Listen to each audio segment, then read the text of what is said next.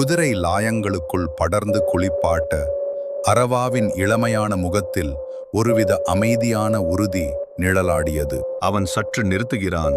தொலைவில் உள்ள கிராமத்தின் ஒலிகள் அவனுக்குள் ஆழமான ஏக்கத்தை தூண்டுகின்றன.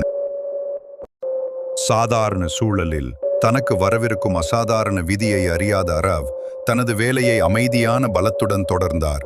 நள்ளிரவின் அமைதியில் அரவ் தனது வைக்கோல் படுக்கையில் உறங்குகிறான். ஆனால் அவனது கனவுகள் ஒரு கலக்கமான மனதை காட்டுகின்றன. ஒரு கனவில் ஒரு கம்பீரமான சிங்கம் ஒளிரும் மலையின் உச்சியில் பெருமையுடன் நிற்கிறது. அரவ் புருவங்கள் சுருங்கியிருந்தன. சிங்கத்தின் கர்ஜனை அவனை உலுக்கி எழுப்பியது. அவன் கண்ட கனவின் பொருளை புரிந்து கொள்ள போராடினான். அரவ் திடீரென விழித்துக் கொள்கிறான். அவனது சுவாசம் சீரற்றுள்ளது. ஒரு விசித்திரமான கனவின் எதிரொலிகள் அவனை தொடர்கின்றன. அவன் தன் உள்ளங்கையை நம்ப முடியாமல் பார்த்தான். ஒரு ஒளிரும் குறி மெல்லிய ஒளியுடன் துடித்துக் கொண்டிருந்தது. இதுக்கு என்ன அர்த்தம்?